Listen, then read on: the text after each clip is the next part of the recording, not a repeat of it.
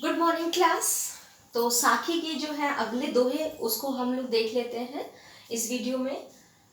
काकर पाथर जोरी के कै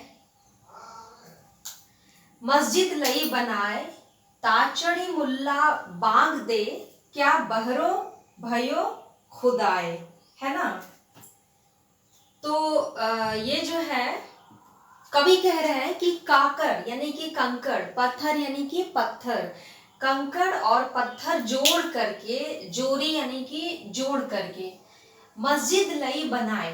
मस्जिद जो है बना लिया गया है। कंकड़ और पत्थर, कोई भी जो बिल्डिंग बनती है वो किस तरह से बनती है, मंदिर हो, मस्जिद हो या कोई भी इमारत जब खड़ी होती है तो उसमें पत्थर, कंकड़, सीमेंट, बालू इन्हीं का मिश्रण होता है। तो कवि कह रहे हैं कि कंकड़ और पत्थर जोड़ करके मस्जिद तो बना लिया और उस पर चढ़कर ताचड़ी मुल्ला यानी मुसलमान बांग देते हैं, यानी कि वो जो अजान जो देते हैं, यहाँ पे कवि का तात्पर्य अजान से है कि जो बांग दे रहे हैं, क्या बहरो भयो खुदाए, तो क्या खुदा जो है वह क्या बहरा हो गया है, यानी कि क्या खुदा को यानी कि ईश्वर को सुनाई नहीं दे रहा है ना।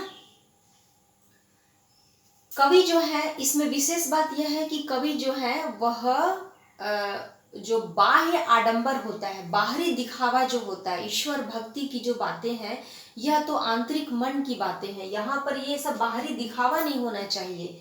और उसी तरह से जैसे उन्होंने मुसलमान के ऊपर व्यंग किया, उसी तरह से उन्होंने फिर हिंदुओं के ऊपर भी व्यंग किया है कि पाहन पूजे हरि मिले, तो मैं पूजू पहाड़, ताते ते चाकी भली, पीस खाए संसार। यानी कि यदि पत्थर को पूजने से हरि ईश्वर मिल जाते हैं, पाहन का मतलब पत्थर है ना, पाहन का मतलब पत्थर, कि पत्थर को पूजने से यदि ईश्वर मिल जाते हैं तो मैं क्यों ना किसी पहाड़ को ही पूज लूं।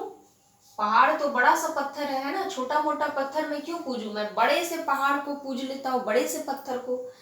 ताते ते चाकी भली, चाकी जो होता है, ये जो चाकी है ये इसका शब्द है जाता। जाता जो है, आप पहले पुराने जमाने में ये होता था घर में, और इसमें एक ऐसे लगा रहता था, ये हैंडल लगा रहता था, यहाँ पे होल बना रहता था, है ना। इसमें जो है दाल दाल वगैरह डालते थे, गृहिणियाँ जो होती थी चावल डालती थी, और इसको यहाँ से पकड़ के ऐसे गोल गोल गोल गोल घुमाते थे, और यहाँ से जो है ये एक पत्थर होता था, उसके ऊपर ये दूसरा पत्थर, और यहाँ से जो है ना वो बुरादा यानी कि पाउडर महीन बारीक होकर के वो बाहर निकलता था।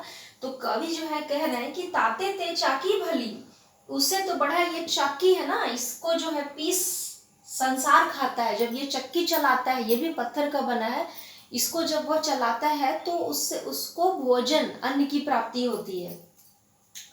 सात समंद की मसी करो, लेखनी सब बन राय, सब धरती कागद करो, और हरिगुण लिखा न जाए। मतलब कि सात समंदर, ये जो समंदर है, समंद का मतलब समंदर, पानी है ना, तो जितने भी सात समुद्र हैं उनकी मसी करो यानी कि स्याही बना लो, और लेखनी सब बन रहा है, ये जो वन है, वन में जितनी लकड़ियां हैं उसकी सब लेखनी बना लो। लेखनी का मतलब कलम बना लो, है ना, लेखनी का मतलब कलम बना लो।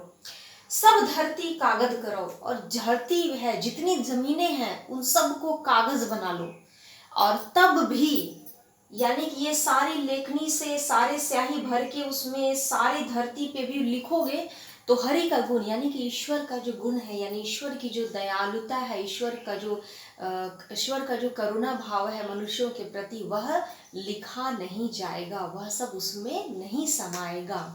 प्रश्न यहाँ से आएंगे कि यहाँ पे इस दोहे में कवि ने किसके ऊपर व्यंग किया है ना। यहाँ पे किसके ऊपर व्यंग किया है, तो हिंदू धर्म मानने वाले लोगों के ऊपर व्यंग किया, मुस्लिम इस्लाम धर्म मानने वाले लोगों पे व्यंग किया है, और मतलब तो मैंने आपको बता ही दिया। और यहाँ पर जो है किसका गुण नहीं लिखा जाएगा, तो हरि का गुण, ईश्वर का गुण जो है वह नहीं लिखा जाएगा।